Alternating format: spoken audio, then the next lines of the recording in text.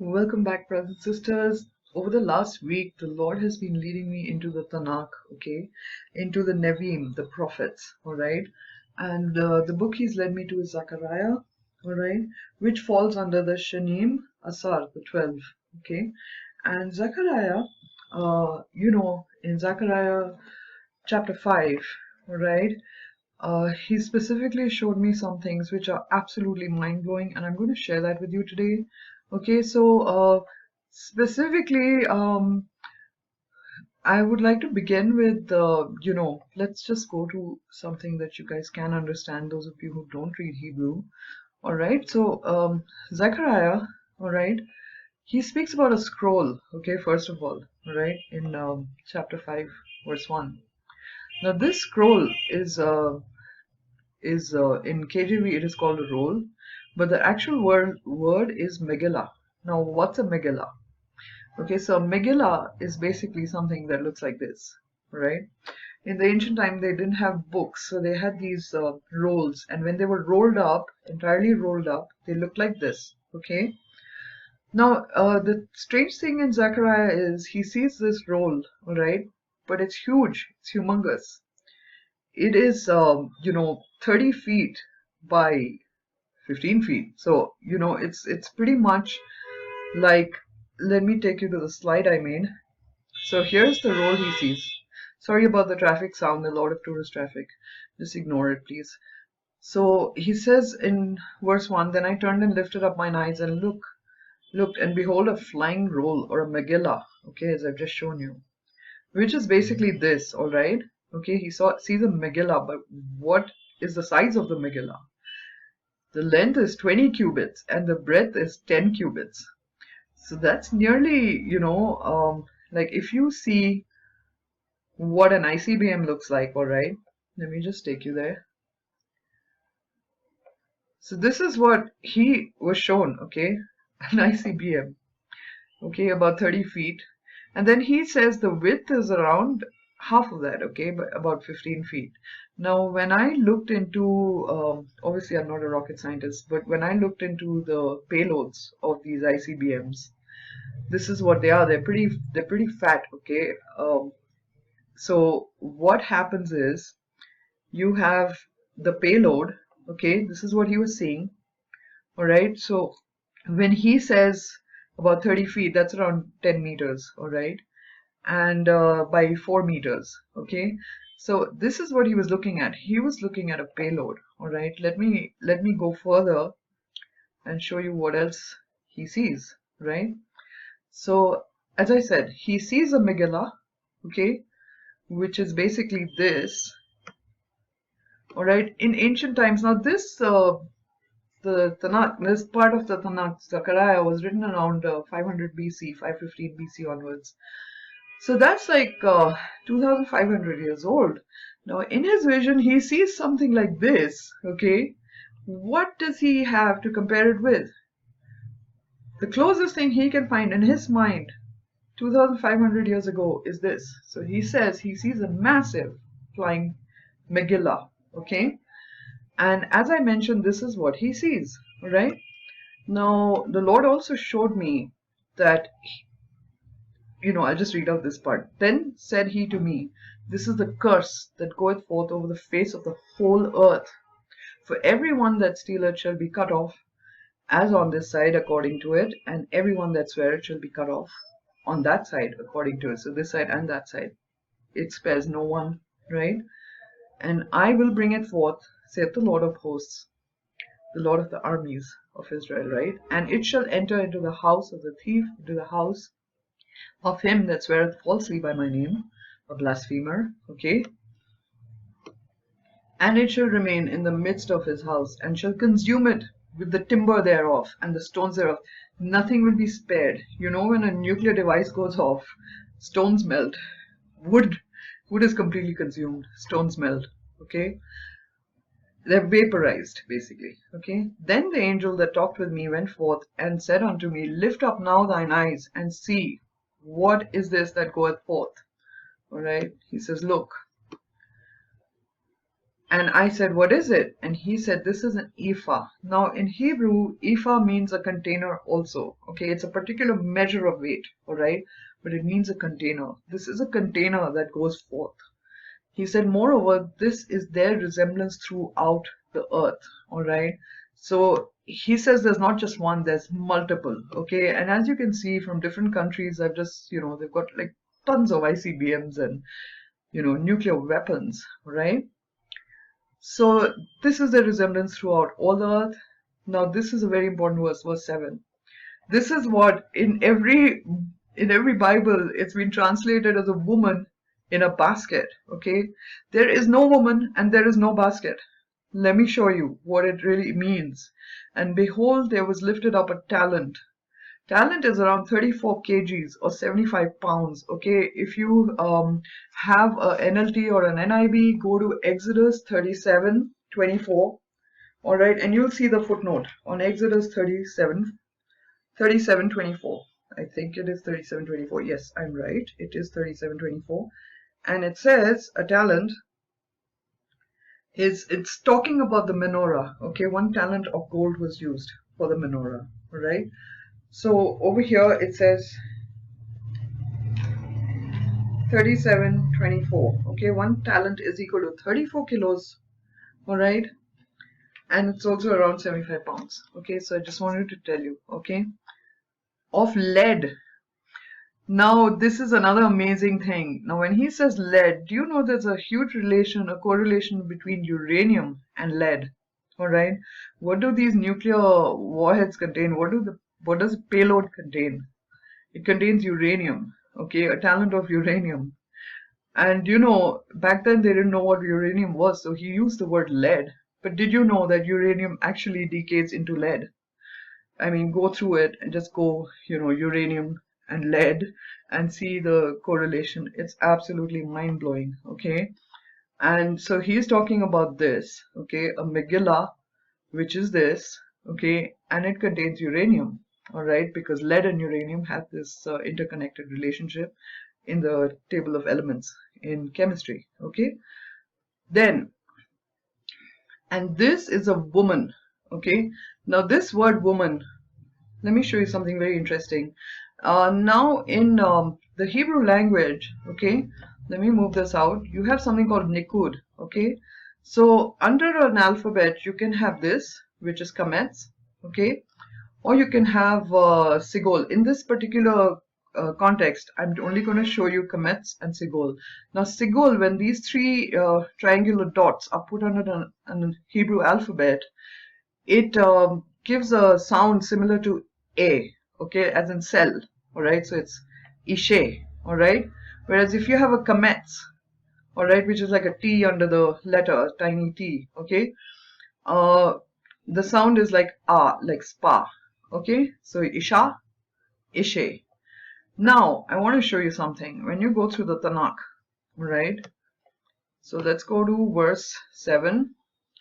You'll see this word, okay, Aleph Shin He. This has I'm sorry about the noise, this has a kametz below it, okay, it's not a sigol, it's a kametz, all right.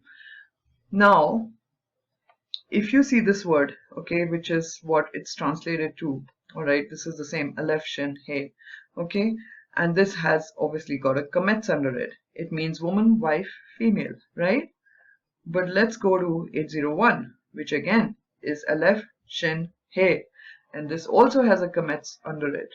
And what is this? A burnt offering, an offering made by fire, a sacrifice. Okay, so this is talking about a fire and a sacrifice, a burnt offering. All right, it's not talking about a woman.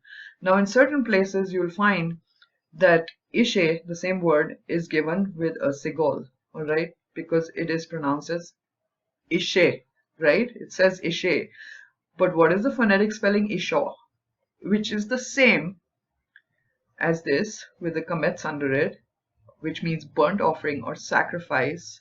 It is, see, it's given as Isha. Can you see there's no difference between this? They both have kametz. This is a woman, wife, female, okay, Isha, alright? This has a kametz under it, the little t, right? If you look at the fire, offering made by fire, this is also the same word with a little t under it, okay, the kametz. Now, normally the word ishe, or this word fire, okay, it should have a sigol under it, but while writing, while translating, these two can get mixed up. As you can see on Bible apps, it shows both the sigol and the kametz, okay. This is a burnt offering, a sacrifice made of fire, all right. So this is the nuance, okay, the nikud, which gives you the phonetic way a Hebrew word should sound, okay. So it's the confusion between this, the three dots, and the little t, right? So this is the kametz and this is the sigol, okay. So the whole confusion over centuries has been because of this, and the Lord showed me that what Zechariah saw was not a woman, okay, in a basket.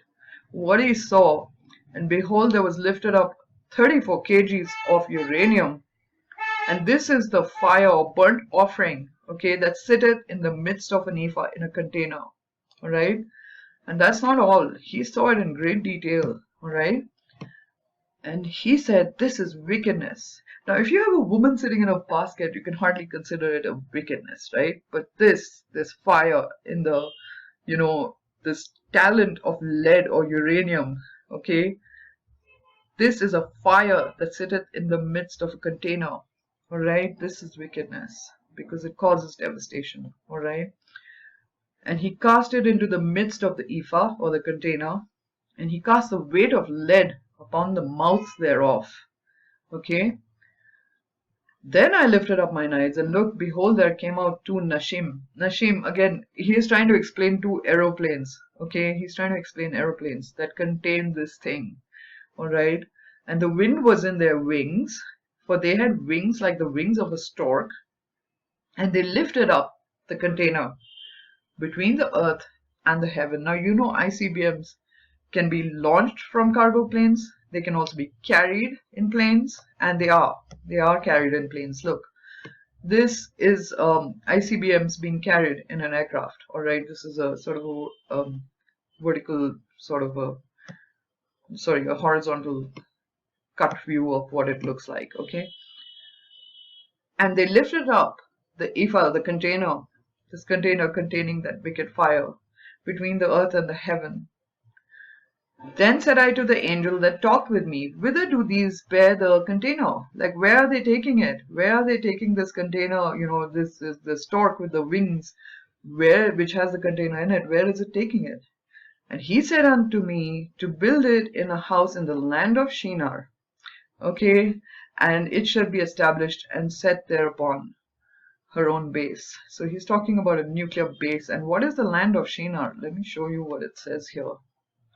Okay, when you Google land of Shinar, you'll find it's a part of Iran and Syria.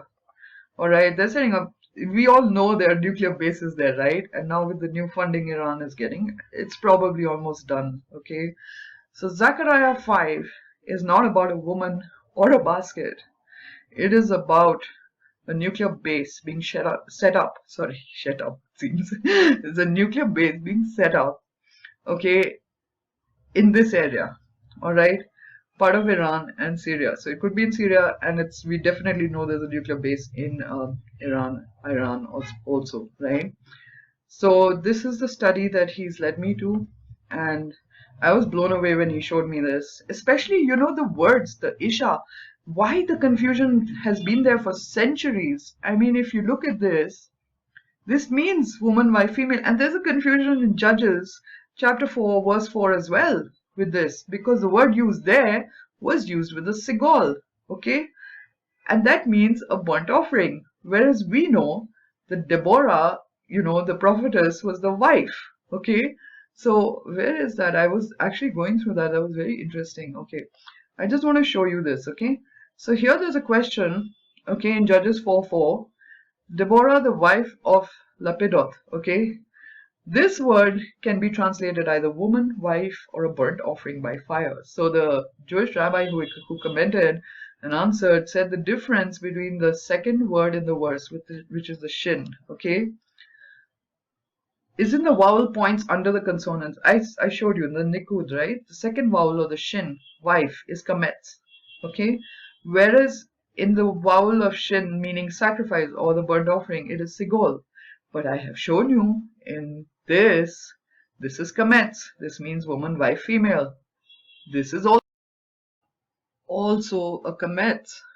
But, it is written with a sigol too. See, this means a burnt offering, a sacrifice, a fire. Okay, a fire. But over here, it's written with a sigol, the three dots. Do you see that?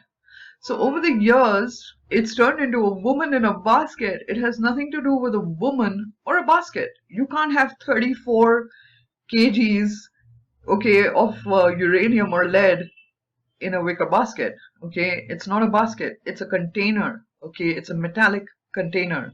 And it's very clearly given here, because if you look at this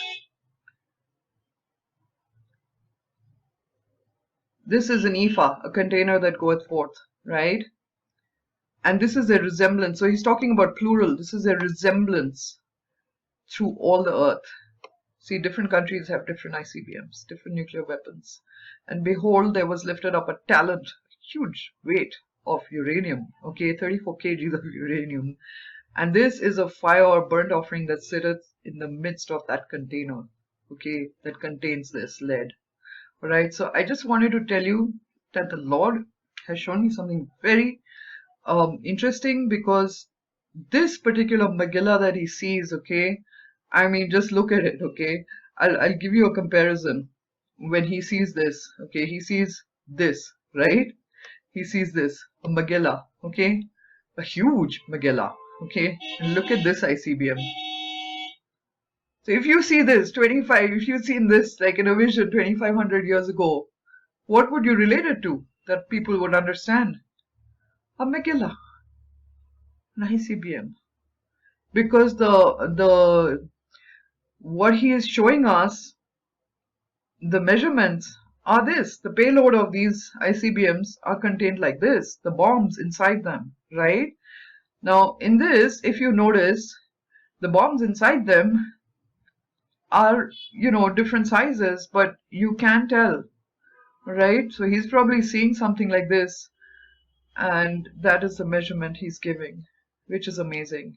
And the fact that he talks about lead, okay, the metal, the element lead, okay, the radioactive element he's talking about is actually uranium, because uranium and lead are very close to each other, and uranium in fact decays into lead, which is something I learned just over the last week. Okay, so this is what it's talking about, and this is the wickedness. And when the Bible speaks about the abomination of desolation, most of the times it's talking about a nuclear detonation, which causes desolation, okay, complete annihilation, desolation, abomination of desolation.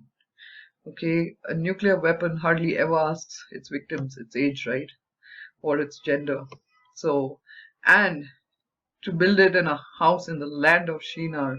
Okay, I've circled this, but you can't make out from here. Go and study it for yourself, and you'll see what I mean, because when he says land of Shinar, he's talking about this. Okay, sorry about that, my dogs. Shinar is the southern region of Mesopotamia in the Hebrew Bible. Alright, so it contains this. Okay, so you have the northern part of Kuwait, the part of Iran and Syria. Mainly Iran and Syria are what we're focusing on. Alright, and this was written in the Tanakh, in the book of prophets by Zechariah 2,500 years ago. And it's all Bible prophecy coming to pass right now. Zechariah 5 is happening right now, folks, as we speak. Okay, and this is going to take place. All right, where are they taking this container? To build it in a house in the land of Shinar, which is Iran and Syria. This is amazing, don't you think? Anyway, I wanted to share this study with you and show you where it always went wrong as a woman in a basket is in actually verse 7. And I showed you this is a fire or a burnt offering that sitteth in the midst of the container. And it's clear that obviously no woman's going to sit with 34 kgs of uranium or lead. Okay, this is a burnt offering. This it's talking about the ICBMs. It's talking about the payloads going in aircraft. Okay, because they came out to Nashim, okay, which looked like flying women, right? Two planes. I don't know why they used that word, but two planes, and the wind was in their wings, and they had wings like the wings of the stork, and they lifted up the container between the earth and heaven. So they took it up in a plane, okay? They took it up in an aircraft like this, and where did they take it? To the land of Shinar. So obviously it wasn't built there, it was taken there. So this is something we have to bear in mind, that could be taken from Iran to Syria, like it was taken to the land of Shinar, alright? So this is something that's there in Zechariah 5. Go through it, it's only 11 verses, but it's very, very interesting. And this whole thing that he sees is all about nuclear warheads, ICBMs, and payloads. And he's talking about uranium in this, lead, uranium. And this is wickedness, okay? It's wickedness. It's a wicked fire, okay? So I'll say bye now. I hope you enjoyed the study. I'm going through a lot of studies. It's like breakneck speed of studying, and I'll share as many as I can, but this needed to be shared today. The Lord told me you have to share it today, because the whole of last week He's been taking me through this, and the amount of reading I've done, my goodness, this has been such an interesting journey going through the Tanakh in Hebrew, now that I've learned how to read and write. Okay, I'm not that fluent yet, but yeah, I'm getting there. Alright, so this is the one. This is the verse that caused all the problems, and in all Bibles it says woman sitting in a basket. No, it's not a woman. There's no woman, there's no basket. This is a wicked fire. Aleph Shin with the commits under it, and Hey, Aleph Shin Hey, Isha. Okay, so as I mentioned, it is this word. Okay, a burnt offering, a fire. Okay, and it's a wicked fire. Zechariah mentions that. It does not mean woman, wife, female. Okay, even though the spelling is the same here, it's with kamets here, and the fire is also with kamets. Sorry, where did I go? Yeah, the fire is also with the kamets here, and it is with a sigol here. Can you see the three dots? The fire is with the sigol here. Although in this, it is also given with a kamets. Okay, can you see that? So this is the confusion that there has been, and the phonetic spelling is Isha for woman, 5 female.